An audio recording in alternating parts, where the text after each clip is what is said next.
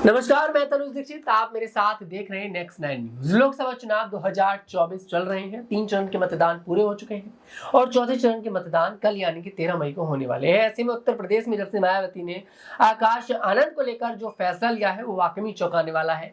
और अब खबर ये आ रही है कि अखिलेश यादव पूरा प्रयास करते नजर आ रहे हैं कि आकाश आनंद अपनी पार्टी को छोड़कर मेरी पार्टी में आ जाए, हमारी पार्टी में वापसी कर ले। मैं आपको बता दूं, कभी भी देखिए अखिलेश यादव ने आकाश आनंद के हित में कभी कोई बात करते हुए मंच से नजर नहीं आए, लेकिन जब से अब मायावती ने आकाश आनंद को पद से हटाया है तब से अखिलेश यादव कहीं ना कहीं बड़ी सहानुभूति जताते नजर आ रहे हैं आकाश आनंद को लेकर। ऐसे में जनता भी सोच रही है कि आखिरकार अखिलेश यादव को क्या हो गया।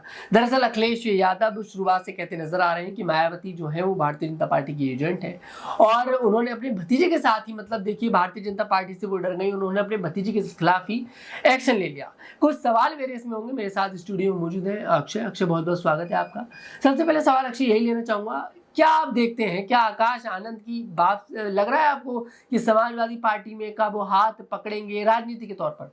देखिए, इस बात में मुझे कोई भी यहाँ सच्चाई नजर नहीं आती। आप अगर गौर करेंगे तो आकाश आनंद को जो फैसला मायावती ने लिया आकाश आनंद को लेकर के, वो फैसला कहीं ना कहीं आकाश आनंद के प्रति मायावती की गंभीरता दर्शाता है। जो बयान यहाँ पर आकाश आनंद ने हाल फिलहाल में दिए, चाहे उत्तर प्रदेश की योगी आदित्यनाथ सरकार की तुलना तालिबान शासनकाल से करना हो, चाहे बीजेपी नेताओं की तुलना आतंकवादी से करना हो, या फिर चंद्रशेखर आजाद को छुट भैया नेता करार देना हो, जहाँ पर जो बयान थे आकाश आनंद के, उन्होंने दो चीजें यहाँ पर साफ तौर पर की। एक, आकाश आनंद को विवादित बयानों वाला नेता बना दिया और दूसरा, महज एक बयान देने वाला नेता बना दिया। जबकि एक नेता की पहचान हमेशा से लोगों से जुड़े रहने वाले आदमी के तौर पर होनी चाहिए और देश भर में कई ऐसे नेता रहे हैं और हैं भी जो इस अपनी पहचान के लिए जाने जाते हैं। जबकि आकाश आनंद को गौर करेंगे तो क्या है, महज यहाँ अपने बयानों में रह जाते।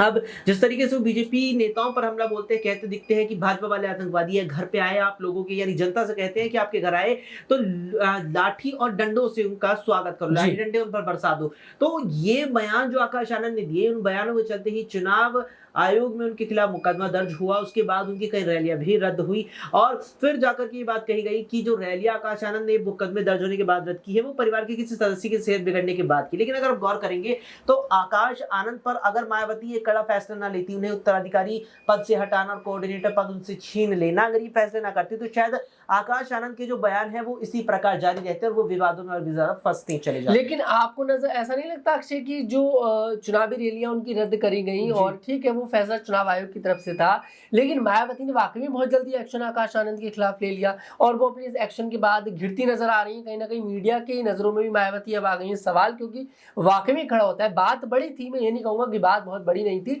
लेकिन पार्टियों में बहुत बड़े बड़े नेता बड़े बड़े बयान दे देते हैं। देखिए नवनीत राणा ने इतना बड़ा बयान दिया, बीजेपी की तरफ से तो कोई एक्शन नहीं हुआ। तो ऐसे में मायावती क्या प्रूव करना चाहती है कि मैं बहुत डिसीजन मेकिंग मेरी बहुत अच्छी है, क्या दिखाना चाहती हूँ? देखिए, आकाश आनंद और नवनीत राणा या अन्य किसी नेता की तुलना नहीं की जा सकती। अगर आप केवल नवनीत राणा से तुलना करेंगे तो शायद, अगर मैं गलत ना भी हूं, तो नवनीत राणा का 15-20 साल से भी शायद ऊपर का राजनीतिक करियर होगा और आकाश आनंद का 15-20 महीने का भी राजनीतिक करियर नहीं है। वो 2017 में लौटी थी भारत लंदन से अपनी पढ़ाई करके। उसके बाद 2019 में मायावती ने उन्हें बसपा का राष्ट्रीय कोऑर्डिनेटर नियुक्त किया। तो 2023 में यानी बीते साल ही उन्होंने उससे आकाश को अपना राजनीतिक उत्तराधिकारी बताया। अब अगर आप देखेंगे तो आकाश आनंद का कोई खुद का सियासी वर्चस्व नहीं है, कोई खुद की सियासी पहचान नहीं है। मायावती के भतीजे के बिना कोई मजबूत पहचान नहीं रखते आकाश आनंद। तो कुल मिलाकर के अगर देखा जाए तो आकाश आनंद राजनीति में यहाँ महज कदम रखा है, कदम रखते अगर विवादित बयान देंगे तो केवल आप विवादित नेता कहलाते रह जाएंगे। इसीलिए आकाश आनंद विवादित नेता के बजाय एक कर्मठ जुझारू जनता के लिए, खासतौर पर दलित समुदाय के लिए काम करने वाला, उनके उत्थान के लिए काम करने वाला नेता बनकर उभरे आकाश आनंद। ये कहीं ना कहीं मायावती सपना सजोए आई है या कहीं कि उन्हें लाई है राजनीति में, और उसी ही से या उस पर दाग लगने से बचाने के लिए मायावती को उठाना दुआएगा, ये कदम लगता है। जी वाकई में मायावती ने कदम तो देखिए बेहतरीन उठाया, लेकिन भले ही सवाल खड़े होने लगे और सवाल ऐसे खड़े होने लगे कि अखिलेश यादव उनके पीछे हाथ धोकर पड़ गए। अखिलेश यादव अब शुरुआत से कहते नजर आ रहे हैं कि मायावती जो है भारतीय जनता पार्टी के एजेंट है। ऐसे में आज 5वें चरण का जो चुनाव प्रचार है वो शुरू हो चुका है और बाराबंकी में अखिलेश यादव एक बार फिर से मायावती पर जमकर हमला बोलते नजर आते हैं। आप जरा सुनिए अखिलेश यादव ने बाराबंकी में मायावती पर क्या कुछ कहा। और याद रखना, गरीबों और हमारे बहुजन समाज के लोगों, यही संविधान जो बाबा साहब भीमराव अम्बेडकर जी ने दिया है, यही हमारी संजीवनी है। अगर इसी को ठेस पहुंचाने का काम करेंगे तो हम सब मिलकर के इन भारतीय जनता पार्टी के लोगों का सफाया करने का काम करेंगे। इसलिए सावधान रहोगे कि नहीं रहोगे? और हम अपने बहुजन समाज के लोगों से भी कहेंगे, इधर राजनीति में आपने देखा होगा बीजेपी और बीएसपी ने अंदर ही अंदर हाथ मिला लिया है। बताओ मिला लिया कि नहीं मिला लिया? इसलिए तमाम वो लोग जो संविधान को बचाना चाहते हैं आए और सब हमारे नौजवान प्रत्याशी तरुण इन पुनिया जी को जिताने का काम करें। बताओ इन्हें जिताओगे? इनका चुनाव चिन्ह तो याद रहेगा, साइकिल नहीं है इनका। साइकिल वालों भी पंजा दबाओगे कि नहीं दबाओगे? ये तो बाराबंकी से मुझे लगता है न केवल जीत होने जा रही है, न केवल जीत होने जा रही है, जो जानकारी मिल रही है वो बता रहे हैं कि रिकॉर्ड मतों से जीतने जा रहे हैं। ये बाराबंकी वो धरती है जो हमारी गंगा जमुनी तहजीब को आगे बढ़ाने का काम करती है, हमारे भाईचारा को आगे बढ़ाती है। ये धरती वो है जो मिली जुली संस्कृति को हमेशा बढ़ाने का काम किया। सुना आपने कि किस तरह से अखिलेश यादव मायावती और भारतीय जनता पार्टी को एक साथ बता रहे हैं। वो साफ तौर पर कह रहे हैं कि बीएसपी और बीजेपी एक साथ चुनाव लड़ रहे हैं, हालांकि लोगों को दिखा नहीं रहे। इन बातों में कितनी सच्चाई नजर अक्षय आपको आती है, जो अखिलेश यादव बार बार उनको घेरते नजर आ रहे हैं? और वाकई में अब तो मायावती कहीं ना कहीं संदेह में भी आने लगी हर किसी के। क्या वाकई में इस बार कुछ ऐसा हो रहा है जो कभी देखने को नहीं मिला? देखिए, जो बात मायावती को लेकर कही जा रही है कि जो प्रत्याशी उन्होंने उतारे हैं वो बीजेपी की बी टीम होने के नाते ऐसे प्रत्याशी उतारे जो बीजेपी की राहें आसान करती है, तो कहीं ना कहीं मैं इस बात से इत्तेफाक नहीं रखता हूँ।